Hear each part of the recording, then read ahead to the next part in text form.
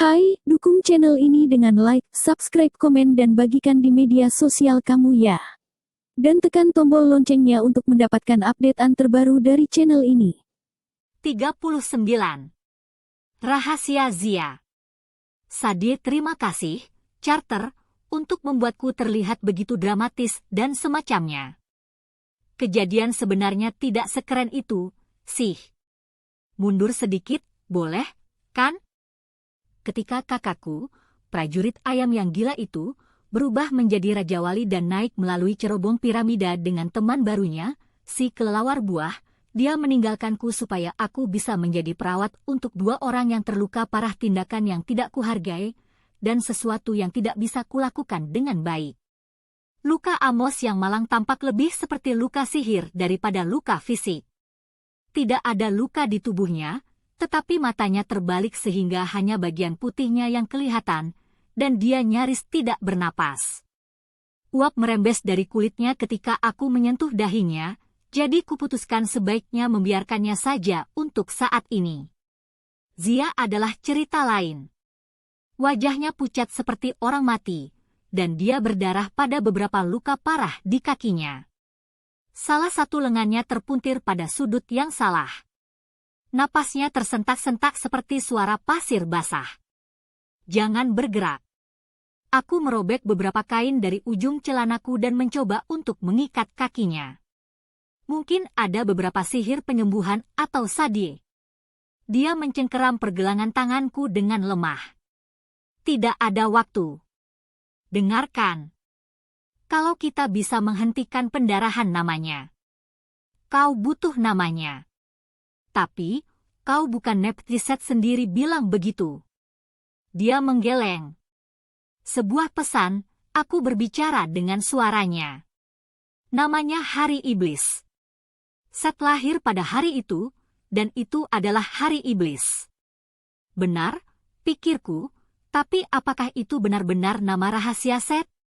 Apa yang Zia maksud, dirinya bukan Neptis tetapi berbicara dengan suaranya itu tidak masuk akal. Lalu, aku teringat suara di sungai. Neptis mengatakan dia akan mengirim pesan.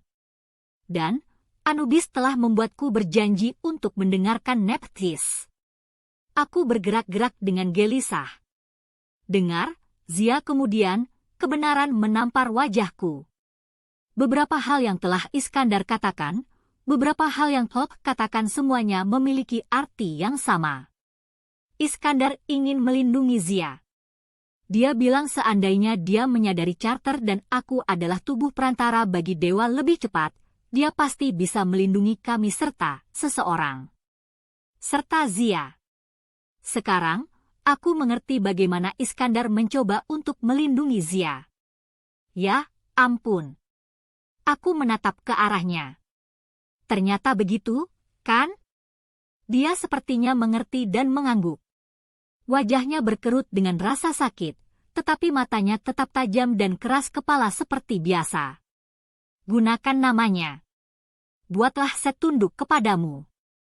Buatlah dia membantumu. Membantu? Dia baru saja mencoba membunuhmu, Zia. Dia bukan tipe orang yang akan membantu. Pergilah. Dia mencoba untuk mendorongku pergi. Api memercik lemah dari jari-jarinya. Charter membutuhkanmu. Itu satu hal yang mungkin dia katakan untuk memacu diriku.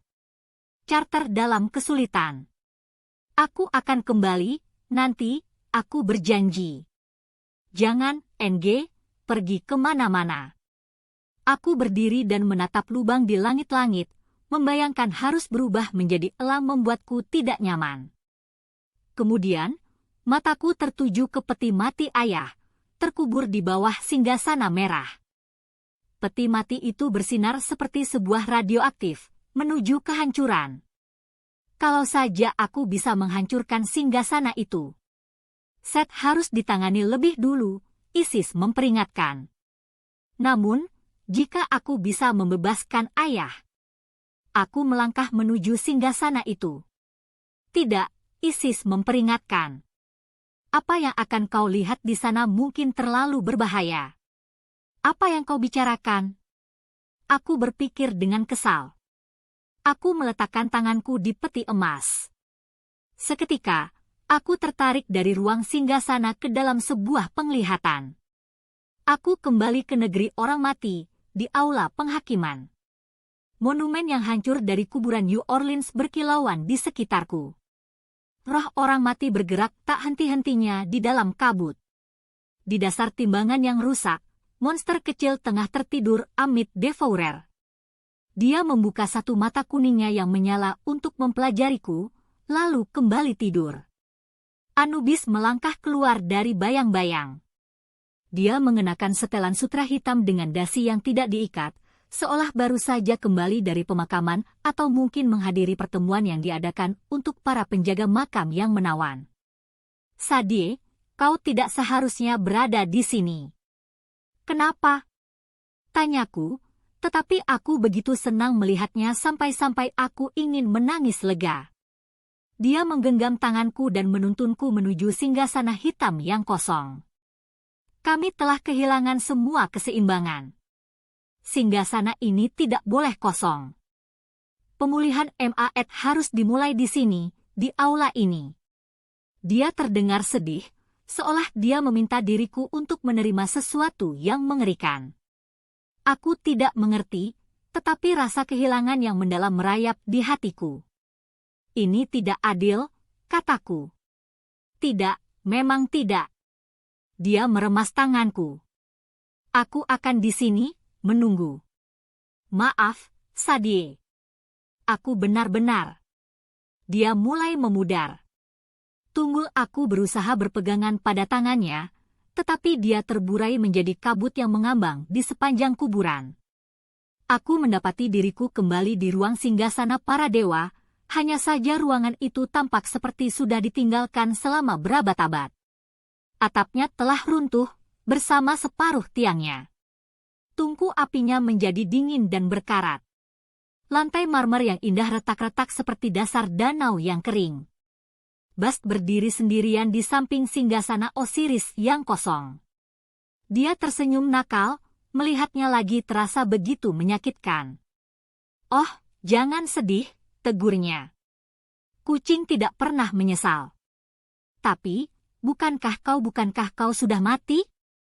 Tergantung. Dia menunjuk sekitarnya. Duat sedang kacau. Para dewa sudah terlalu lama tidak dipimpin seorang raja. Kalau Set tidak mengambil alih, maka orang lain harus mengambilnya. Musuh akan datang. Jangan biarkan aku mati sia-sia. Tapi, apa kau akan kembali? Aku bertanya, suaraku pecah. Tolong, aku bahkan belum sempat mengucapkan selamat tinggal kepadamu. Aku tidak bisa semoga beruntung, Sadie. Semoga cakarmu tetap tajam. Bast lenyap, dan pemandangan berubah lagi. Aku berdiri di aula zaman, di nome pertama singgasana lain yang kosong dan Iskandar duduk di kakinya, menunggu Fir'aun yang tak kunjung datang selama 2000 tahun. Seorang pemimpin, sayang, katanya. MAED membutuhkan seorang pemimpin. Ini terlalu berat, kataku. Terlalu banyak singgasana. Kau tidak bisa mengharapkan charter tidak sendirian, kata Iskandar. Tapi, ini beban keluargamu. Kau memulai proses itu. Para anggota keluarga Ken sendiri yang akan menyembuhkan kami atau menghancurkan kami. Aku tidak mengerti apa maksudmu. Iskandar membuka tangannya dan, dalam kilatan cahaya, adegan berubah sekali lagi. Aku kembali ke Sungai Thames. Saat itu pasti sudah tengah malam, pukul 3 pagi, karena tepi sungai itu kosong. Kabut mengaburkan lampu-lampu kota, dan udaranya dingin. 2 orang, pria dan wanita, berdiri bersisian melawan rasa dingin, berpegangan tangan di depan Cleopatra S. Needle. Mulanya, kupikir mereka pasangan biasa yang sedang berkencan. Lalu, dengan terkejut, aku menyadari bahwa aku sedang melihat orang tuaku. Ayahku mengangkat wajahnya dan merengut ke arah obelis itu. Dalam cahaya remang lampu jalanan, wajahnya tampak seperti marmer yang dipahat seperti patung Fir'aun yang sering dipelajarinya. Dia memiliki wajah seorang raja, pikirku agung dan tampan. Kau yakin?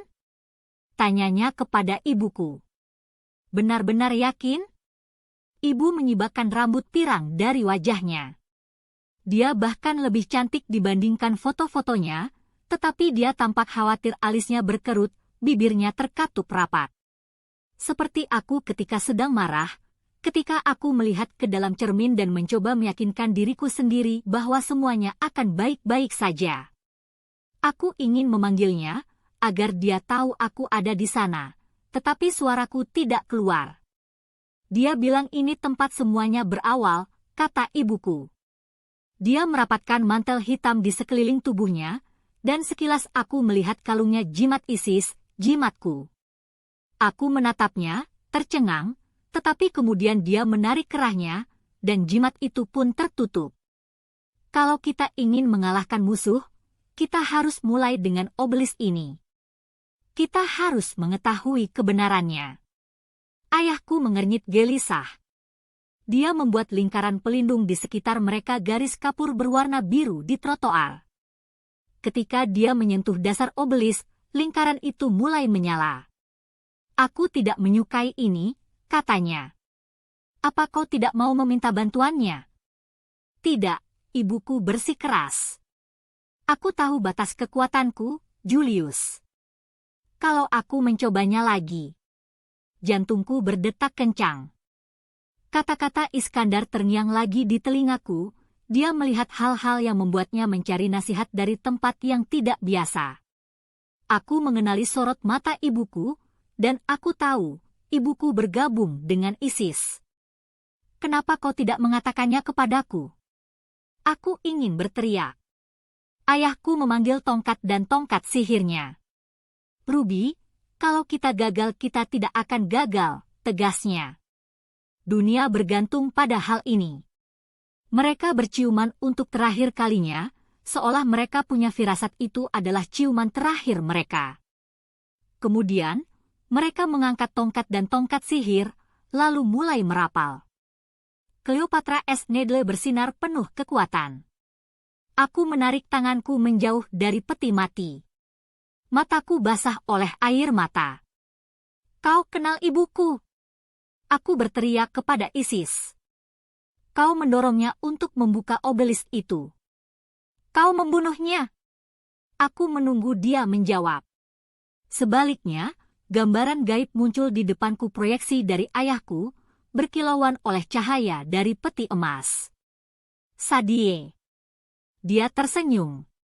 Suaranya terdengar nyaring dan hampa, suaranya yang biasa terdengar di telepon ketika meneleponku dari jauh dari Mesir atau Australia, atau hanya dewa yang tahu di mana. Jangan menyalahkan ISIS atas nasib ibumu. Tak satu pun dari kami memahami apa yang akan terjadi. Bahkan, ibumu hanya bisa melihat potongan-potongan masa depan. Tapi, ketika waktunya tiba, ibumu menerima perannya. Itu keputusannya. Untuk mati? Tuntutku. ISIS seharusnya membantunya. Kau seharusnya membantunya. Aku membencimu. Begitu aku mengatakan itu, seolah ada sesuatu yang pecah di dalam diriku. Aku mulai menangis. Aku sadar aku ingin mengatakannya kepada ayahku selama bertahun-tahun. Bahwa aku menyalahkan dia atas kematian ibu, menyalahkan dia karena meninggalkanku. Namun, sekarang, ketika aku akhirnya mengatakan itu, semua kemarahanku terkuras habis, hanya menyisakan rasa bersalah di hatiku. Maafkan aku tergagap. Aku tidak jangan meminta maaf, anak gadisku yang pemberani. Kau berhak untuk merasa seperti itu. Kau harus mengeluarkannya. Mengenai apa yang akan kau lakukan, kau harus mempercayai itu untuk alasan yang tepat, bukan karena kau membenciku. Aku tidak tahu apa maksudmu. Dia mengulurkan tangan untuk menyeka air mata dari pipiku, tetapi tangannya hanya berupa berkas cahaya. Ibumu adalah yang pertama setelah berabad-abad yang bergabung dengan ISIS. Itu berbahaya, bertentangan dengan ajaran Dewan, tapi ibumu seorang peramal. Dia punya firasat bahwa kekacauan akan meningkat. Dewan akan gagal. Kita membutuhkan para dewa. Isis tidak bisa menyeberangi Duat. Dia hanya bisa berbisik, tapi dia mengatakan kepada kami apa yang dia ketahui tentang penjara mereka. Dia menasihati Ruby tentang apa yang harus dilakukannya. Para dewa bisa bangkit lagi, katanya, tapi butuh banyak pengorbanan yang berat. Kami pikir obelisk itu akan melepaskan semua dewa, tapi itu hanya awalnya saja. Isis bisa saja memberikan lebih banyak kekuatan kepada ibu. Atau, setidaknya Bastelbast menawarkan tidak, Sadie. Ibumu tahu batas kekuatannya. Kalau dia mencoba untuk menjadi tubuh perantara bagi dewa, sepenuhnya menggunakan kekuatan dewa, dia akan hancur atau lebih buruk lagi. Dia membebaskan Bast dan menggunakan kekuatannya sendiri untuk menyegel penjara itu lagi. Dengan hidupnya, dia memberimu beberapa waktu. Aku? Tapi, kau dan saudaramu memiliki darah terkuat dibanding Kain manapun selama 3000 tahun. Ibumu mempelajari silsilah para Fir'aun, dia tahu ini akan terjadi.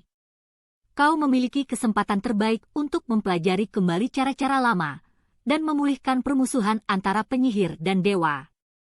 Ibumu memulai proses itu. Aku melepaskan para dewa dari batu Rosetta.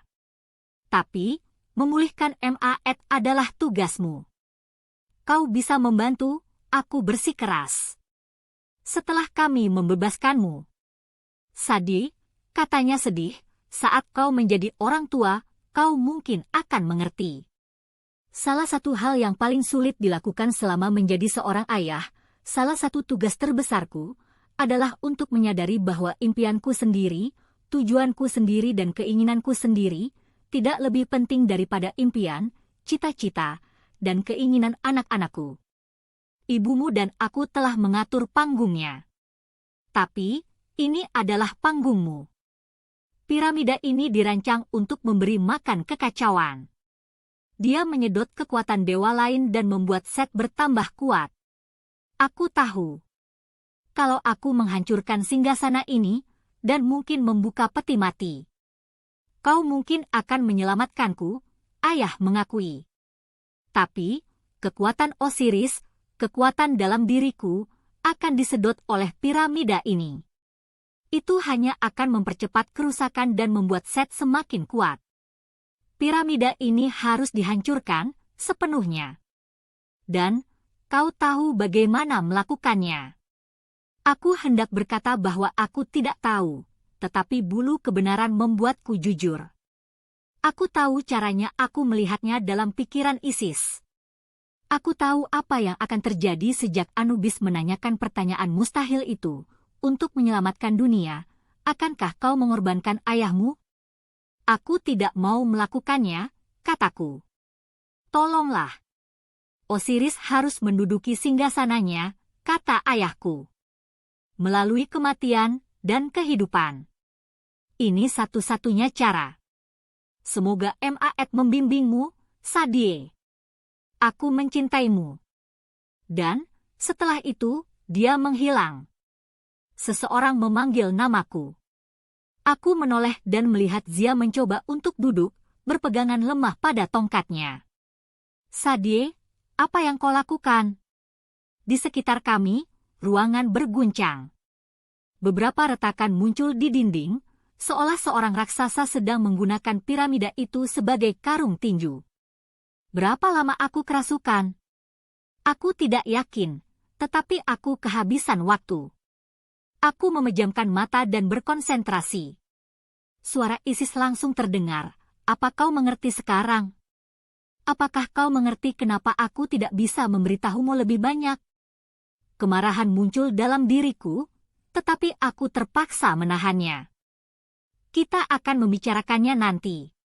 Sekarang, ada seorang dewa yang harus kita kalahkan. Aku membayangkan diriku melangkah maju, menyatu dengan jiwa sang dewi. Aku pernah berbagi kekuasaan dengan Isis sebelumnya, tetapi ini berbeda. Tekadku, kemarahanku, bahkan kesedihanku memberiku rasa percaya diri.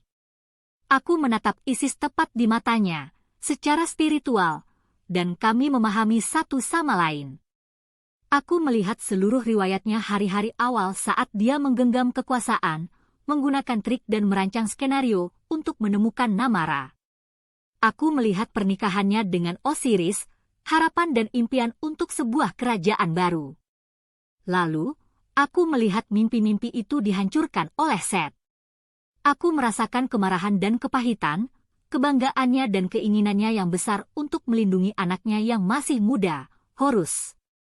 Dan, aku melihat pola hidupnya terulang lagi dan lagi selama berabad-abad, melalui ribuan tubuh perantara yang berbeda. Dewa memiliki kekuatan besar, Iskandar pernah berkata. Namun, hanya manusia yang memiliki kreativitas, kekuatan untuk mengubah sejarah.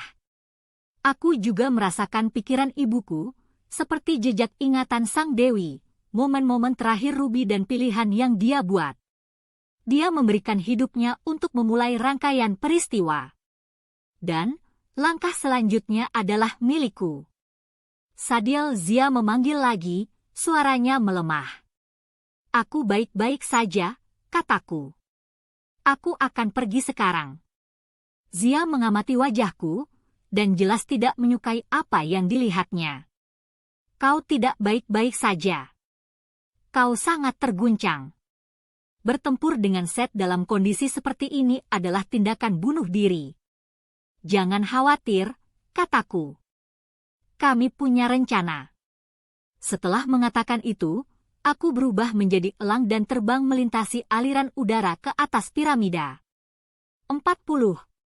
Aku merusak mantra yang penting Sadi di atas, semuanya tidak berjalan dengan baik. Charter menjadi tumpukan kusut prajurit ayam di lereng piramida. Set baru saja meletakkan batu puncak dan berteriak, 30 detik lagi sebelum matahari terbit. Di gua di bagian bawah, para penyihir dari Dewan Kehidupan mencoba menerobos kepungan tentara iblis, bertarung tanpa harapan. Adegan itu pasti cukup menakutkan, tetapi sekarang aku melihatnya seperti Isis melihatnya.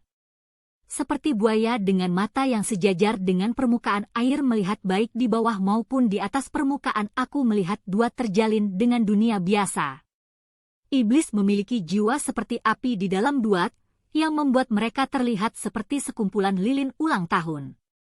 Charter yang berdiri di dunia fana, berwujud seorang prajurit Raja Wali di duat bukan avatar, melainkan sesuatu yang nyata, dengan kepala berbulu, paruh tajam berlumuran darah, dan mata hitam yang mengilap. Pedangnya berdesir dengan cahaya emas.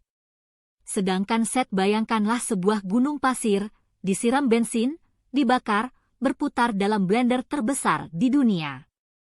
Begitulah penampilannya di duat sebuah tiang dengan kekuatan destruktif yang begitu kuat hingga batu-batu di kakinya mendidih dan melepuh. Aku tidak yakin bagaimana aku terlihat, tetapi aku merasa kuat. Kekuatan Ma'at menjalari diriku, kata-kata ilahiyah tunduk kepada perintahku. Aku Sadi Kane, keturunan para Fir'aun. Dan, aku Isis, Dewi Sihir, pemegang nama-nama rahasia. Selagi Charter berjuang keras mendaki piramida, Set berteriak, kau tidak bisa menghentikanku sendiri, Horus terutama di padang pasir, sumber kekuatanku. Kau benar, seruku. Set berbalik, dan mimik wajahnya tak bisa digambarkan dengan kata-kata. Aku mengangkat tongkat dan tongkat sihirku, mengumpulkan sihirku. Tapi, Horus tidak sendirian, kataku. Dan, kami tidak akan bertempur denganmu di padang pasir. Aku menghantamkan tongkatku ke atas batu dan berteriak, Washington, D.C., liter piramida itu terguncang. Untuk sesaat, tidak terjadi apa-apa. Set sepertinya menyadari apa yang sedang kulakukan. Dia tertawa gugup. Pelajaran sihir dasar, Sadi Kane. Kau tidak bisa membuka portal selama hari-hari terkutuk, manusia biasa tidak bisa, aku setuju. Tapi, Dewi Sihir bisa. Di atas kami, petir berkeredap di udara. Bagian atas gua menghilang, digantikan pusaran pasir yang besarnya sama dengan piramida itu. Para iblis berhenti bertempur dan mendongak ngeri. Penyihir tergagap dan salah mengucapkan mantra, wajah mereka ternganga takjub. Pusaran itu begitu kuat sehingga merobek bebatuan dari piramida dan mengisap mereka ke dalam pasir. Kemudian, seperti tutup raksasa, portal itu mulai turun. Tidak, raung Set. Dia menyerang portal itu dengan api, lalu menoleh kepadaku dan melemparkan batu dan petir, tetapi sudah terlambat. Portal itu menelan kami semua. Dunia seakan terbalik. Sekejap, aku bertanya-tanya apakah aku telah membuat kesalahan perhitungan yang mengerikan. Jika piramida Set meledak di portal, aku akan mengambang selamanya di dalam dalam bentuk partikel kecil sadi yang jumlahnya miliaran. Kemudian, dengan ledakan besar, kami muncul di udara pagi yang dingin, dinaungi langit biru yang cemerlang di atas kami. Salju yang menutupi National Mall di Washington, D.C., terbentang di bawah kami. Piramida merah itu masih utuh, tetapi retakan telah muncul di permukaannya. Batu puncak emas bersinar, berusaha mempertahankan sihirnya, tetapi kami tidak berada di Phoenix lagi. Piramida itu telah dipindahkan secara paksa dari sumber daya utamanya, gurun, dan di depan kami tampak sebuah monumen Mesir di Amerika Utara, obelis tinggi berwarna putih yang menjadi titik fokus MAET paling kuat di benua itu, monumen Washington. Set meneriakkan sesuatu kepadaku dalam bahasa Mesir kuno. Aku cukup yakin itu bukan pujian. Aku akan mencabut kaki dan tanganmu dari tempatnya. Teriaknya mengancam. Aku akan mati? Usul Carter. Dia bangkit di belakang Set dan mengayunkan pedangnya. Pedang itu menembus baju besi Set di bagian tulang rusuknya. Bukan serangan yang mematikan, tetapi cukup untuk membuat sang Raja Merah kehilangan keseimbangan dan terguling ke sisi piramida. Carter melompat mengejarnya dan, diduat, aku bisa melihat lengkungan energi putih berdenyut dari monumen Washington ke Avatar Horus, mengisinya dengan kekuatan baru. Bukunya, Sadi! Teriak Carter sambil berlari. Lakukan sekarang! Aku pasti bingung setelah memanggil portal karena Set mengerti apa yang dikatakan Carter jauh lebih cepat daripada aku. Tidak! Teriak sang Raja Merah. Dia menyerang ke arahku, tetapi Carter mencegatnya di tengah lereng piramida. Dia bergulat dengan Set, menahannya. Batu-batu piramida itu retak dan hancur di bawah beban tubuh dewa mereka. Di sekeliling dasar piramida, iblis dan penyihir yang ikut tertarik melalui portal dan pingsan sejenak telah sadar dan mulai bergerak. Bukunya, Sadie. Kadang, sangat membantu memiliki seseorang selain dirimu sendiri di dalam kepalamu karena yang satu dapat menyadarkan yang lain. Duh, bukunya! Aku mengulurkan tanganku dan memanggil buku kecil berwarna biru yang kami curi dari Paris, Kitab Mengatasi Set. Aku membuka papirus itu, hieroglif di dalamnya kini sangat mudah dibaca seperti pelajaran sekolah dasar. Aku memanggil bulu kebenaran, dan bulu itu langsung terlihat, bersinar di atas papirus. Aku mulai membaca mantra, mengucapkan kata-kata ilahiyah, dan tubuhku naik ke udara, melayang beberapa sentimeter di atas piramida. Aku menceritakan kisah penciptaan dunia, gunung pertama naik ke permukaan perairan kekacauan, kelahiran Dewara, Geb, dan Nut, munculnya MAET, dan kerajaan besar umat manusia yang pertama, Mesir. Monumen Washington mulai menyala saat hieroglif tampak di sepanjang sisinya. Batu puncak bersinar perak. Set mencoba menyerangku, tetapi Carter mencegatnya. Dan, piramida merah mulai pecah. Aku berpikir tentang Amos dan Zia, terperangkap di dalam, di bawah bertonton batu, dan aku hampir goyah, tetapi suara ibuku berbicara dalam pikiranku, tetaplah fokus, sayang. Awasi musuhmu. Ya, kata Isis. Hancurkan Set. Namun, entah bagaimana aku tahu bukan itu yang dimaksud ibuku. Dia menyuruhku untuk mengawasi. Sesuatu yang penting akan terjadi. Melalui duat, aku melihat sihir terbentuk di sekitarku, menenun cahaya putih yang berkilauan ke seluruh dunia, memperkuat Maet dan mengusir kekacauan. Charter dan Set bergumul kembali dan, pada saat yang sama, potongan besar piramida itu runtuh. Bulu kebenaran bersinar, berkilau seperti lampu sorot yang menyinari sang Raja Merah. Saat aku mendekati akhir mantra, kata-kataku mulai mengoyak bentuk Set. Dalam duat, angin puyuhnya yang berapi-api sedang dilucuti, menyingkap kulitnya yang hitam, berlendir seperti hewan peliharaan Set, esensi jahat dari sang dewa.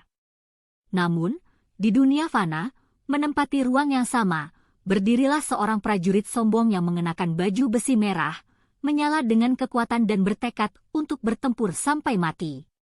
Aku menyebutmu Set, ucapku.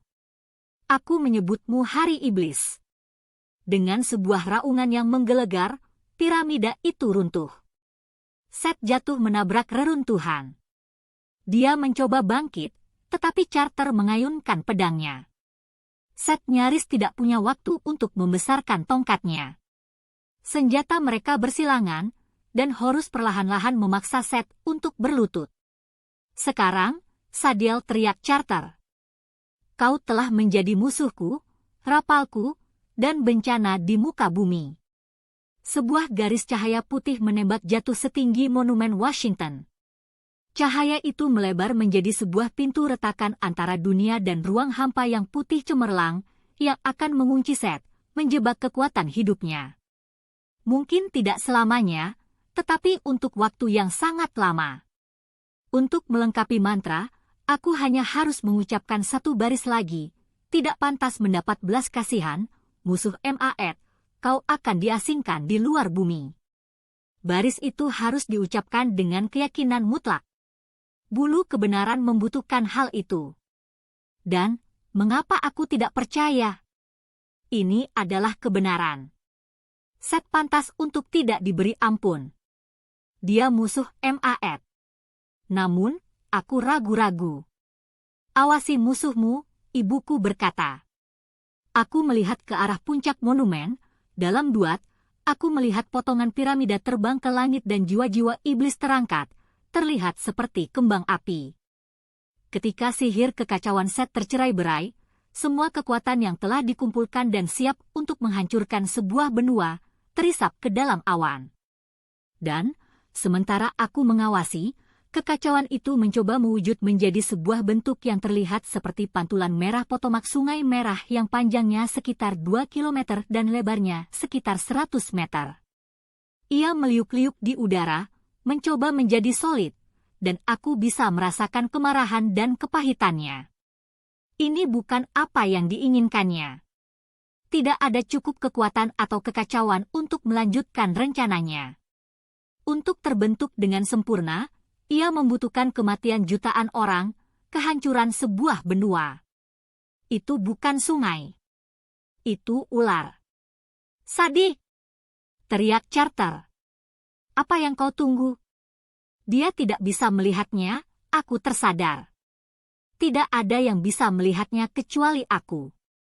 Set sudah berlutut, menggeliat-geliut dan memaki-maki saat energi putih itu mengelilinginya, menariknya ke retakan itu.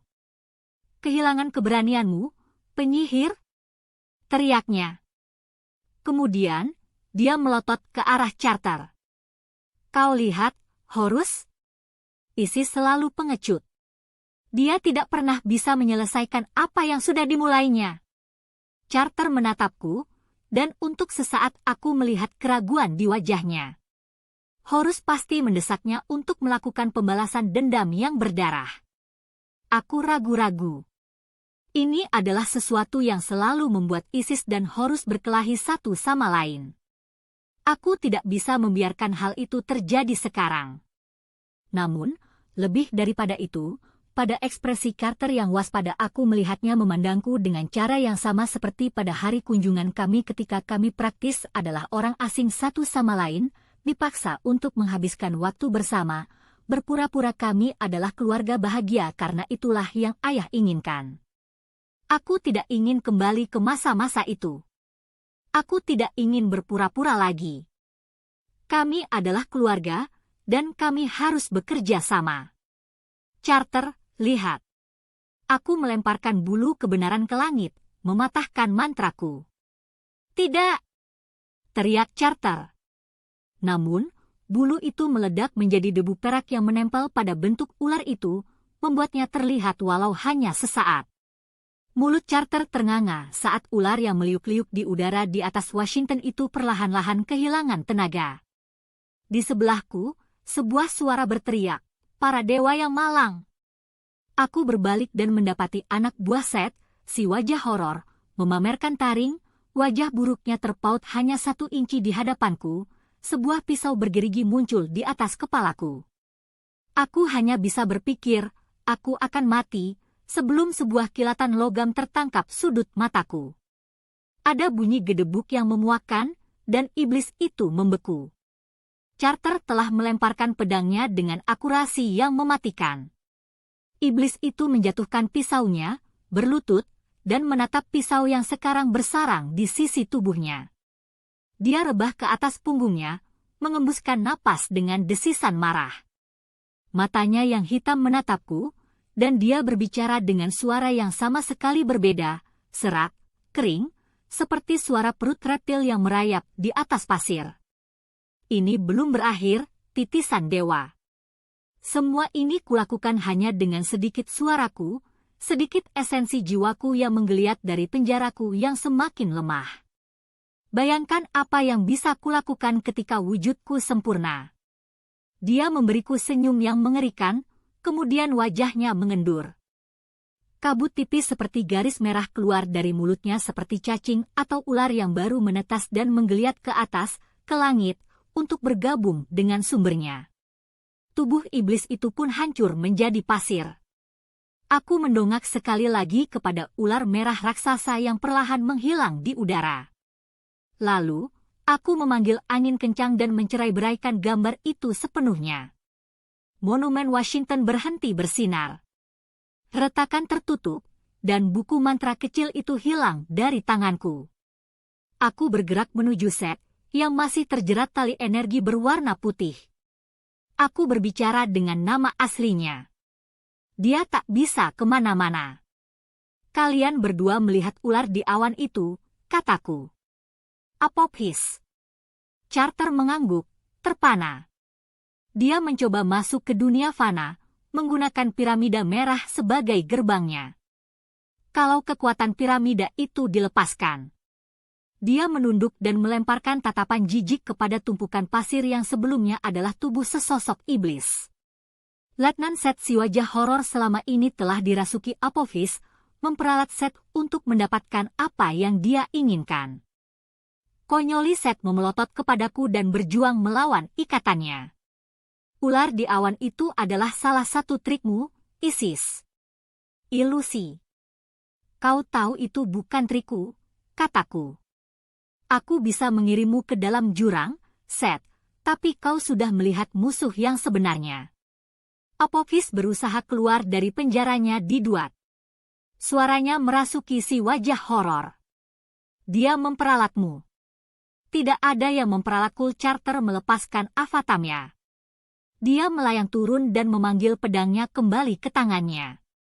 Apophis akan menggunakan ledakan piramidamu untuk mengisi energinya, Seth. Begitu dia datang dari Duat dan mendapati kita sudah mati, aku berani bertaruh kau akan menjadi santapan pertamanya.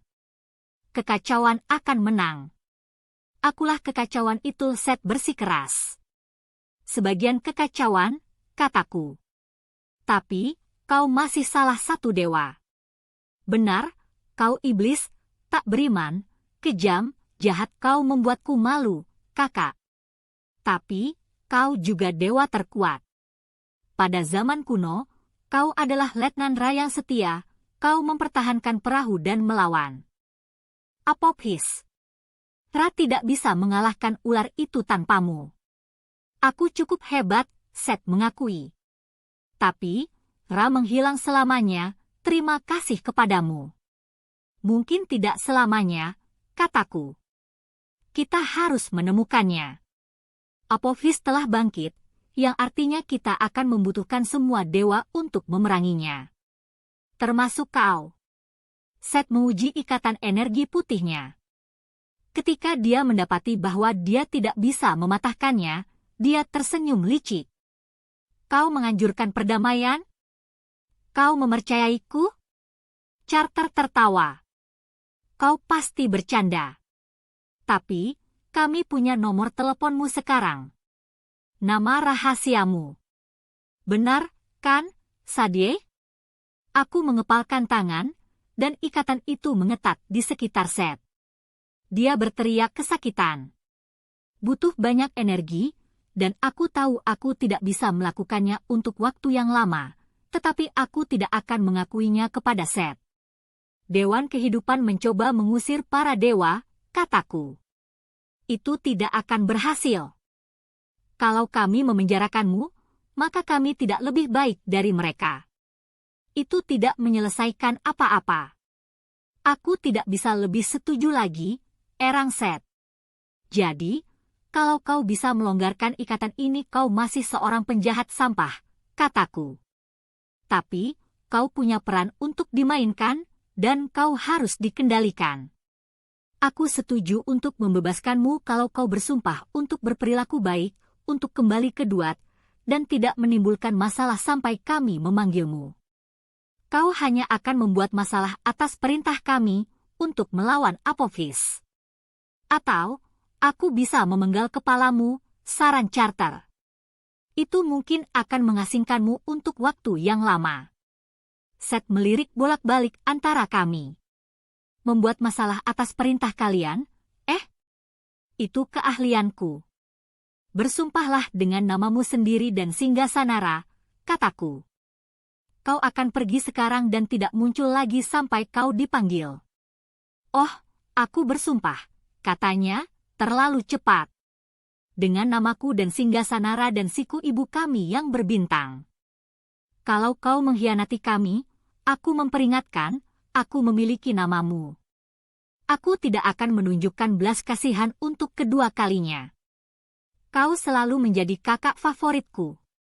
Aku memberinya satu sengatan terakhir, hanya untuk mengingatkannya tentang kekuatanku, kemudian membiarkan ikatan itu hilang. Seth berdiri dan meregangkan lengannya. Dia berwujud seorang prajurit dengan baju besi merah dan berkulit merah, janggut hitam yang bercabang, dan mata yang berbinar kejam, tetapi, di dalam Duat, aku melihat wujudnya yang lain, sebuah kobaran api besar yang baru saja terbentuk, menunggu untuk dibebaskan dan membakar segala sesuatu yang menghalanginya. Dia mengedipkan mata kepada Horus, kemudian berpura-pura menembakku dengan jari yang dibentuk ala pistol. Oh, ini akan sangat menggembirakan. Kita akan bersenang-senang. Pergilah, hari iblis, kataku. Dia berubah menjadi tiang garam dan lenyap. Salju di National Mali telah meleleh dalam bentuk bujur sangkar yang sempurna, yang berukuran sama persis dengan piramida Seth. Di sekitar tepiannya, lusinan penyihir masih terbaring pingsan. Manusia-manusia malang itu baru mulai sadar saat portal kami tertutup, tetapi ledakan piramida telah membuat mereka pingsan lagi. Makhluk hidup lain di daerah tersebut juga telah terpengaruh. Seorang pelari pagi tergeletak begitu saja di trotoar. Di jalan-jalan sekitar tempat itu, mobil-mobil berhenti sementara pengemudinya tertidur di atas kemudi. Namun, tidak semua orang tertidur. Sirene polisi meraung-raung di kejauhan, dan melihat bagaimana kami berteleportasi begitu saja ke halaman belakang gedung kepresidenan, aku tahu tidak butuh waktu lama sebelum kami didatangi banyak teman bersenjata berat. Carter dan aku berlari ke tengah bujur sangkar yang mencair, di mana Amos dan Zia berbaring meringkuk di rumput. Tidak ada tanda-tanda singgasana Seth atau peti mati emas, tetapi aku mencoba mendorong pikiran-pikiran itu keluar dari pikiranku. Amos mengerang. Apa? Matanya membelalak ngeri. Seth, dia. Istirahat. Aku meletakkan tanganku di dahinya. Tubuhnya panas karena demam. Rasa sakit di pikirannya begitu tajam, memotongku seperti silet. Aku ingat mantra yang telah diajarkan Isis kepadaku di New Mexico. Tenanglah, bisikku. HRI. Samar-samar, hieroglif bersinar di wajahnya. Amos kembali tidur, tetapi aku tahu itu hanya untuk sementara. Zia bahkan lebih buruk. Carter memeluk kepalanya dan mencoba meyakinkannya bahwa dia akan baik-baik saja, tetapi kondisi Zia tampak buruk. Kulitnya berwarna merah aneh, kering dan rapuh, seolah dia mengalami luka bakar yang mengerikan. Di rumput di sekelilingnya, beberapa hieroglif memudar sisa lingkaran pelindung dan kurasa aku tahu apa yang terjadi. Dia menggunakan energi terakhirnya untuk melindungi dirinya sendiri dan Amos saat piramida itu runtuh. Set? Tanyanya lemah. Apakah dia sudah pergi? Ya. Carter melirikku, dan aku tahu kami akan menyimpan detail-detailnya untuk diri kami sendiri. Semuanya baik-baik saja, berkatmu. Nama rahasia itu bekerja. Dia mengangguk puas, matanya mulai menutup. Hei. Suara Carter bergetar. Tetaplah terjaga. Kau tidak akan meninggalkanku sendirian dengan Sadie, kan? Dia teman yang buruk.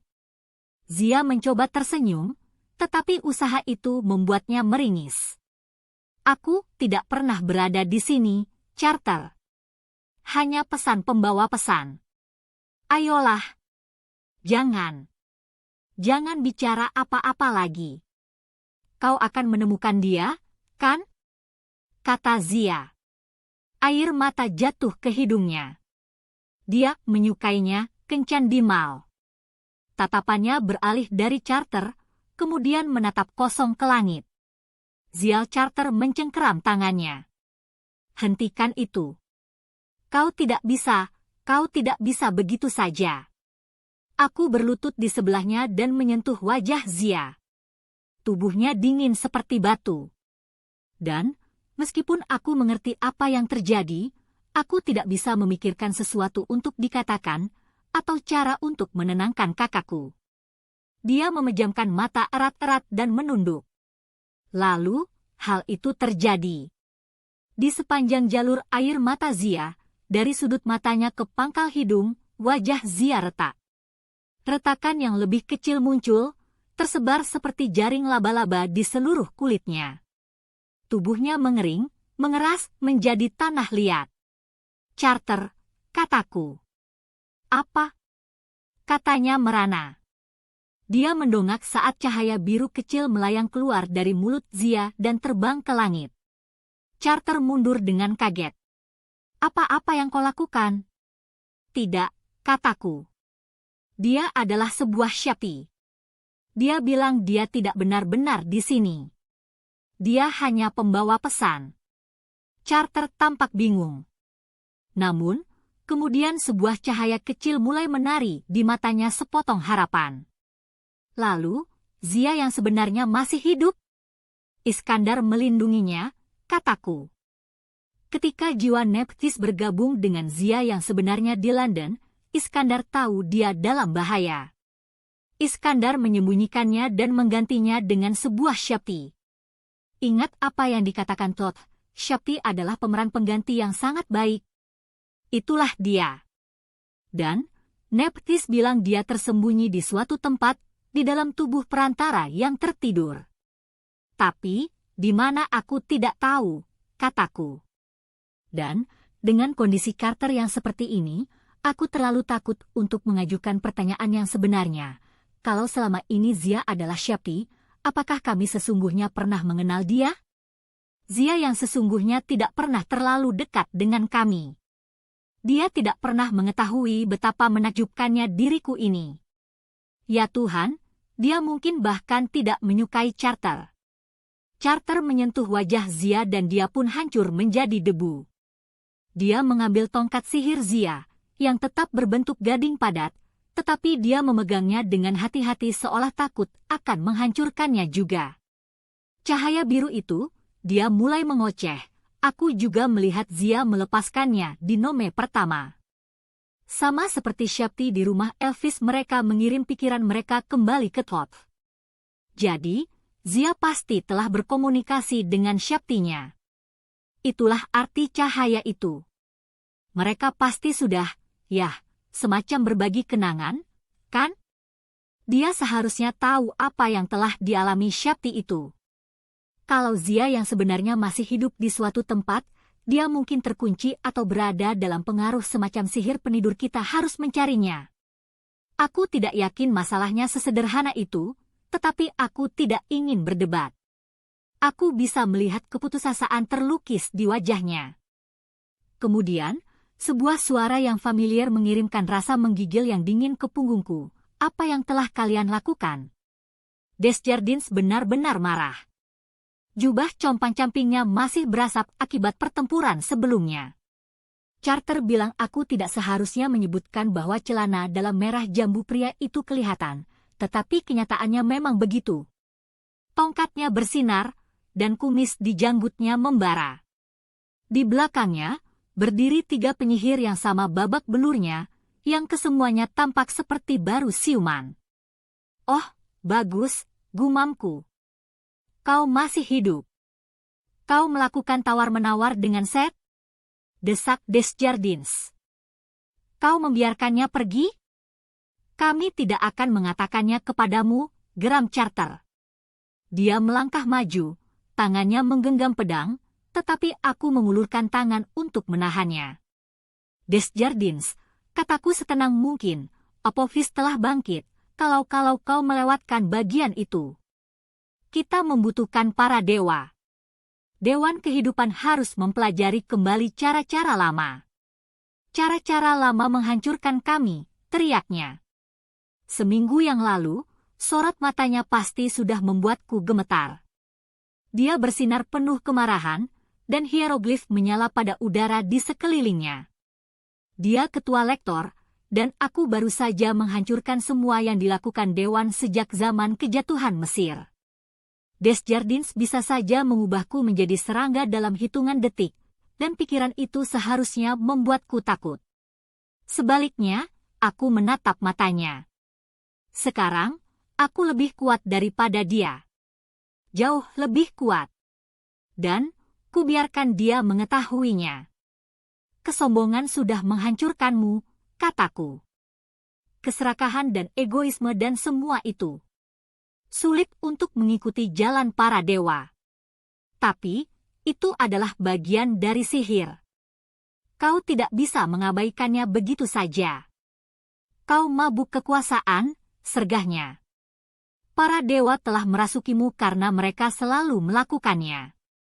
Tak lama lagi, kau akan lupa bahwa kau manusia. Kami akan bertempur melawanmu dan menghancurkanmu. Kemudian, dia memelotot kepada Charter.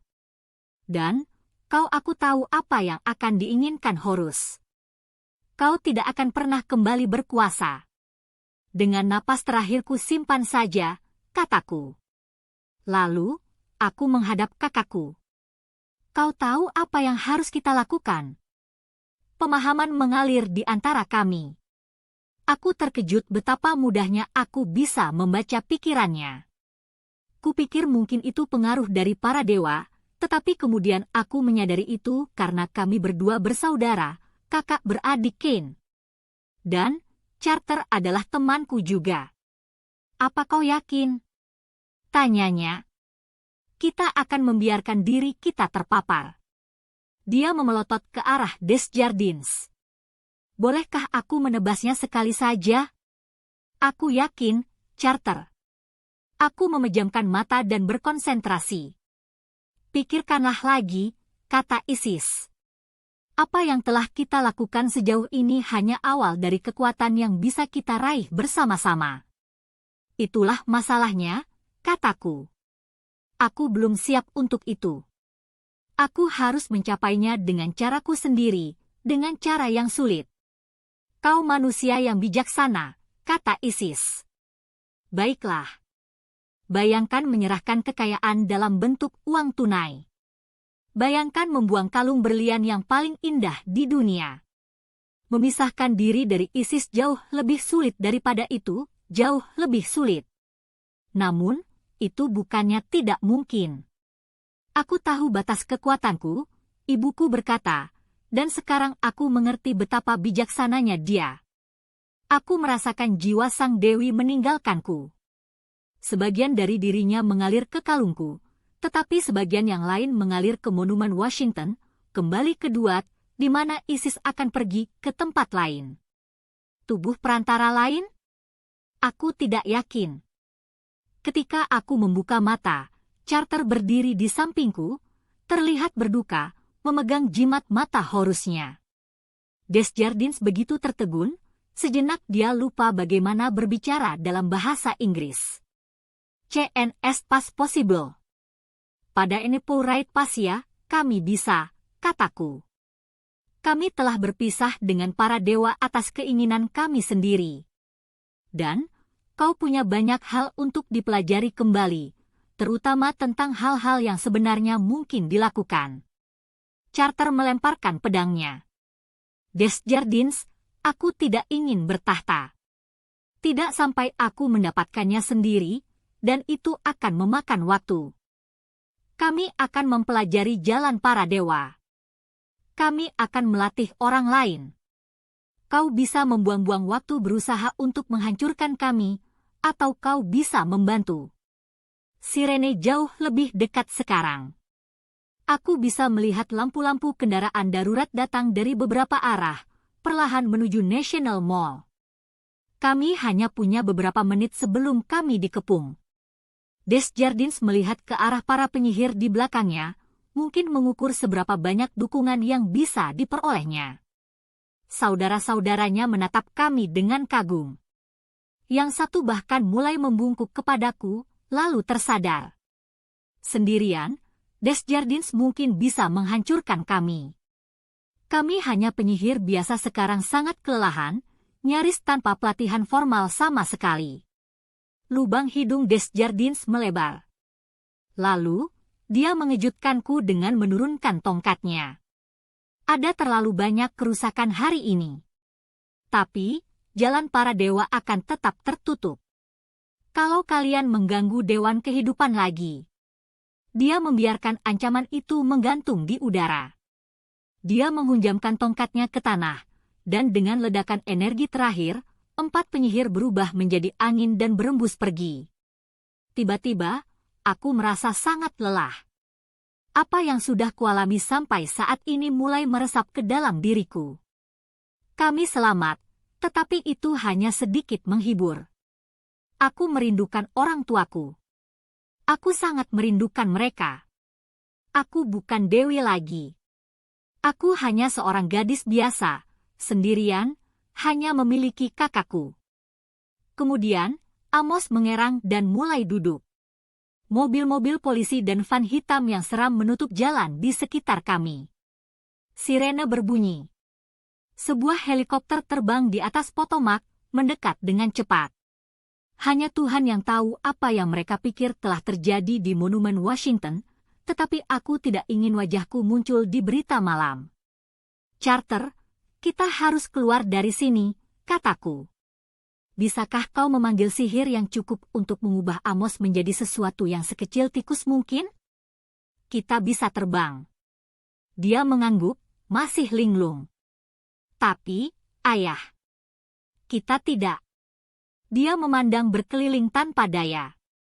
Aku tahu bagaimana perasaannya. Piramida, singgasana, dan peti mati emas itu semuanya telah hilang. Kami datang dari jauh untuk menyelamatkan ayah kami, hanya untuk kehilangan dia. Dan, pacar pertama Carter terbaring di kakinya dalam bentuk tumpukan pecahan tembikar. Yang mungkin tidak akan membantu. Carter protes bahwa Zia bukan benar-benar pacarnya. Oh, tolong, aku tidak bisa bergantung pada hal itu. Aku harus kuat demi kami berdua atau kami akan berakhir di penjara. Hal yang terpenting harus dilakukan lebih dahulu, kataku. Kita harus menyelamatkan Amos. Kemana? Tanya Carter. Hanya ada satu tempat yang bisa kupikirkan. 41. Kami berhenti merekam, Untuk saat ini Carter, aku tidak percaya Sadie akan membiarkanku mengucapkan kata-kata terakhir. Pengalaman kami bersama-sama pasti benar-benar telah mengajarinya sesuatu. Aduh, dia baru saja memukulku. Tidak masalah. Pokoknya, aku senang dia yang menceritakan bagian sebelumnya. Aku pikir dia memahami semua itu lebih baik daripada aku. Dan tentang Zia yang bukanlah Zia yang sebenarnya dan ayah yang tidak dapat diselamatkan, cukup sulit untuk dihadapi. Jika ada orang yang merasa lebih buruk daripada aku, itu adalah Amos. Aku hanya punya cukup sihir untuk mengubah diriku menjadi elang dan dia menjadi hamster. Hei, aku sedang terburu-buru waktu itu. Namun, beberapa kilometer dari National Mall, dia mulai berjuang untuk berubah kembali. Sadie dan aku dipaksa untuk mendarat di luar stasiun kereta api, di mana Amos kembali menjadi manusia dan meringkuk menjadi bola yang menggigil. Kami mencoba berbicara dengannya, tetapi dia bahkan tidak bisa mengucapkan satu kalimat utuh. Akhirnya, kami berhasil membawanya ke stasiun. Kami membiarkannya tidur di sebuah bangku sementara kami menghangatkan diri sambil menonton berita. Menurut Channel 5, seluruh kota Washington berada dalam status karantina. Ada laporan tentang beberapa ledakan dan cahaya aneh di Monumen Washington, tetapi semua kamera hanya bisa menunjukkan bujur sangkar besar sisa salju yang mencair di alun-alun, menjadikannya tontonan yang membosankan. Para ahli datang dan berbicara tentang terorisme, tetapi akhirnya menjadi jelas bahwa tidak ada kerusakan permanen, hanya beberapa sinar yang menyeramkan. Setelah beberapa saat, media mulai berspekulasi tentang aktivitas badai yang aneh atau penampakan aurora yang sangat jarang terjadi. Dalam waktu 1 jam, pemerintah membuka kota kembali. Aku berharap Best masih bersama kami karena Amos tidak berada dalam kondisi yang tepat untuk menjadi pendamping kami, tetapi kami berhasil membeli tiket untuk kami dan paman kami yang sakit ke New York. Aku tidur di sepanjang jalan, dengan jimat Horus berada dalam genggaman. Kami kembali ke Brooklyn saat matahari terbenam. Kami mendapati rumah Amos habis terbakar, seperti yang telah kami duga, tetapi kami tidak punya tempat lain untuk pergi. Aku tahu kami telah membuat pilihan yang tepat ketika kami memandu Amos melewati gerbang dan mendengar suara familiar menyambut kami, "Aghel-aghel huful," teriak Sadie. Babun itu memeluk dan memanjati bahunya dan mulai menelisik rambutnya, melihat apakah Sadie membawakannya kutu yang enak untuk dimakan. Lalu, dia melompat dan menyambar bola basket yang setengah meleleh. Dia mendengkus kepadaku bertubi-tubi, menunjuk keranjang darurat yang dia buat dari beberapa balok yang terbakar dan keranjang cucian. Aku menyadari bahwa itu berarti dia sudah memaafkanku.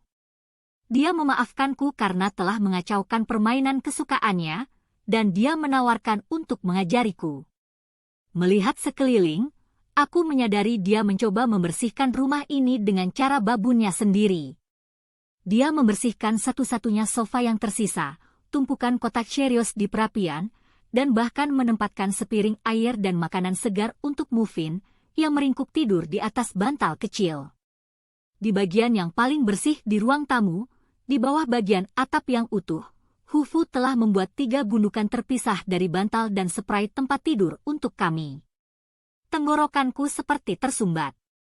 Melihat kepedulian dan persiapannya untuk kami, aku tidak bisa membayangkan pesta penyambutan yang lebih baik lagi.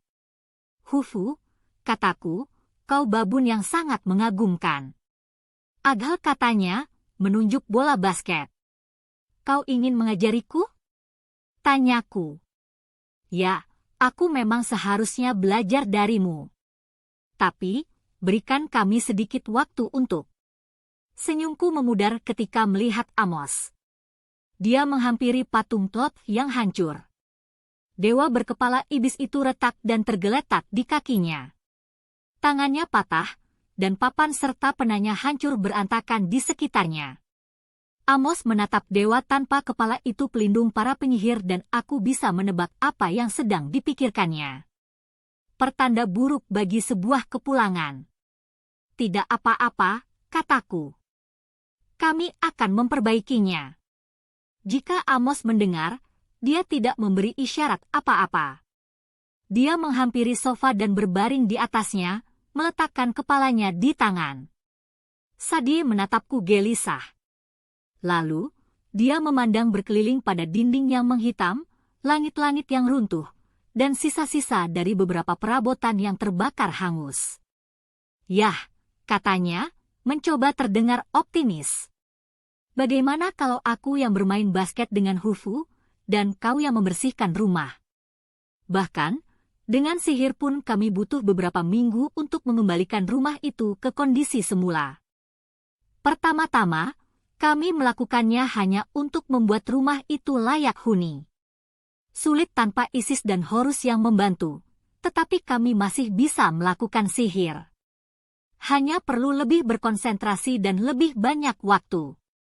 Setiap hari, aku pergi tidur dan merasa seakan telah melakukan 12 jam kerja keras, tetapi akhirnya kami berhasil memperbaiki dinding dan langit-langit, juga membersihkan puing-puing sampai rumah itu tidak lagi berbau asap. Kami bahkan berhasil memperbaiki teras dan kolam renang. Kami mengajak Amos keluar untuk menonton ketika kami memasukkan patung lilin berbentuk buaya ke dalam air, dan Philip dari Makedonia hidup sekali lagi. Amos hampir tersenyum saat melihat itu.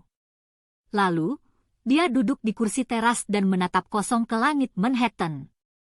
Aku mulai bertanya-tanya apakah dia bisa kembali seperti sebelumnya. Dia kehilangan terlalu banyak berat badan. Wajahnya tampak kuyu. Dia mengenakan jubah mandi seharian dan bahkan tidak repot-repot untuk menyisir rambutnya. Dia pernah dirasuki Seth, kata Sadie suatu pagi, ketika aku bilang betapa khawatirnya aku. Apa kau tahu betapa mengerikannya itu? Keinginannya telah dipatahkan. Dia meragukan dirinya sendiri dan, mungkin untuk waktu yang lama. Kami mencoba menyibukkan diri dengan bekerja. Kami memperbaiki patung Thoth dan Shakti yang rusak di perpustakaan. Aku lebih baik dalam pekerjaan kasar, memindahkan batu besar atau menempatkan balok langit-langit ke tempatnya.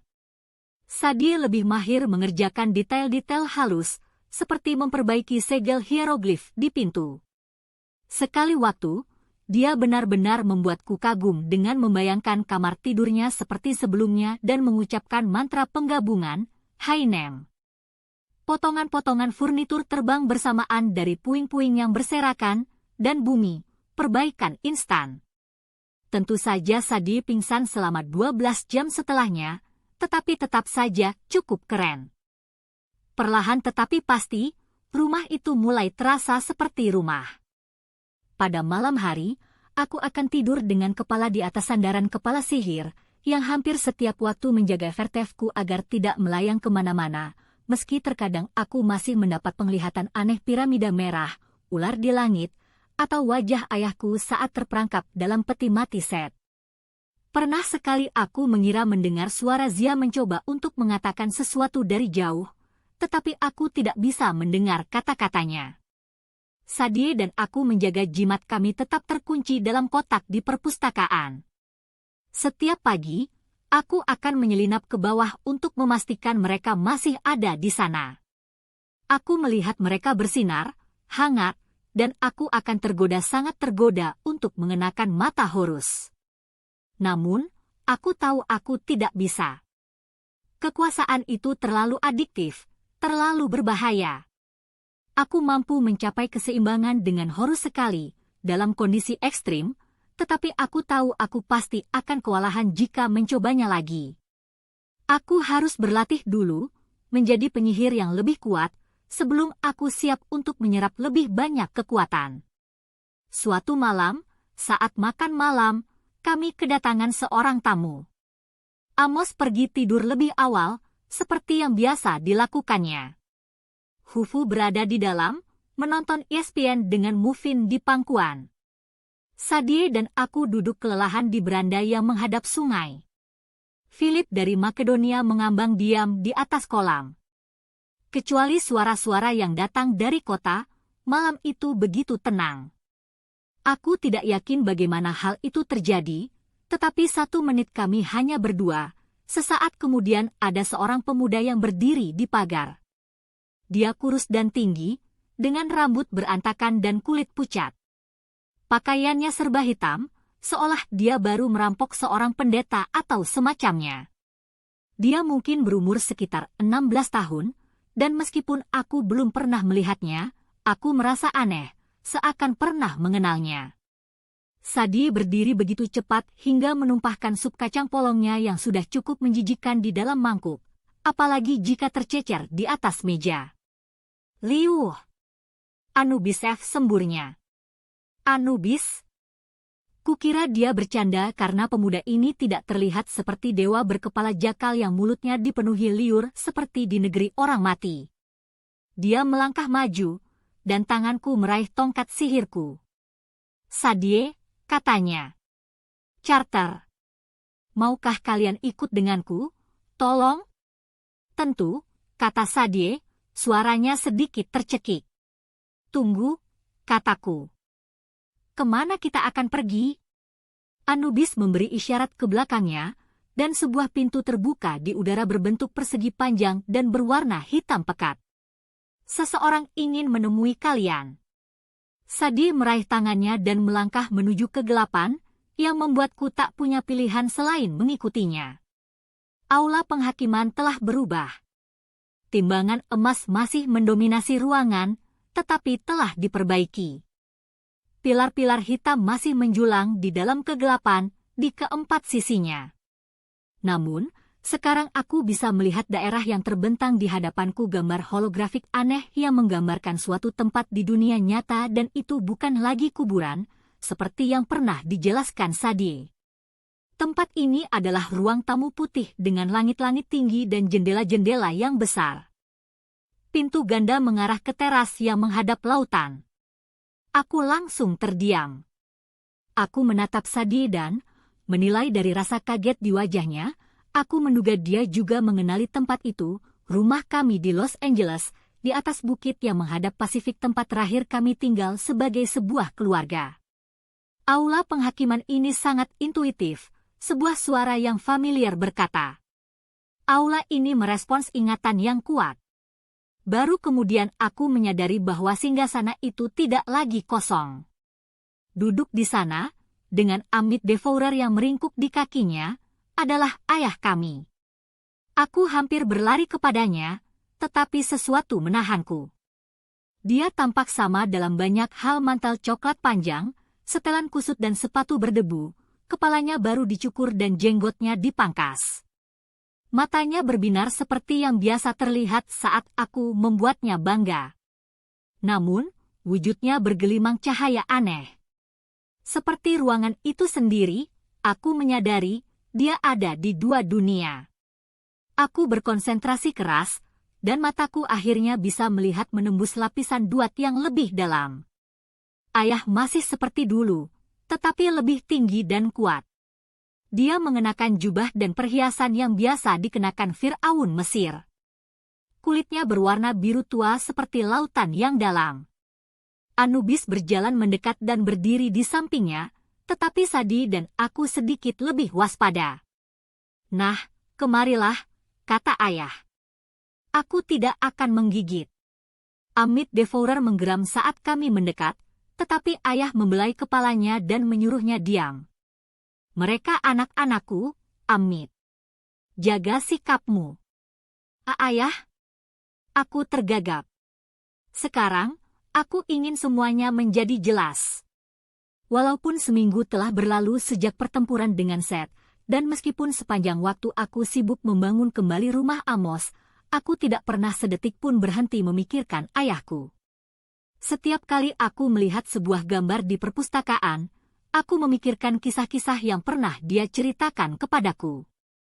Aku tetap menyimpan pakaian dalam koper di lemari kamar tidurku karena aku tidak tahan menghadapi kenyataan bahwa kehidupan lamaku yang selama ini kujalani bepergian terus-menerus dengan ayah benar-benar telah berakhir. Aku begitu merindukannya, kadang-kadang aku berbalik untuk mengatakan sesuatu kepadanya, kemudian menyadari bahwa dia telah pergi. Terlepas dari semua itu, dan semua emosi mendidih dalam diriku. Yang terpikir untuk kukatakan adalah, kau biru. Tawa ayahku begitu normal, begitu khas dia, mencairkan ketegangan. Suara tawa itu menggema melalui lorong, dan bahkan Anubis pun ikut tersenyum. Itu risiko dari pekerjaanku yang sekarang, kata ayah. Aku menyesal tidak membawa kalian ke sini lebih cepat, tapi beberapa hal telah menjadi. Dia menatap Anubis untuk menemukan kata yang tepat. Begitu rumit, Anubis menyarankan.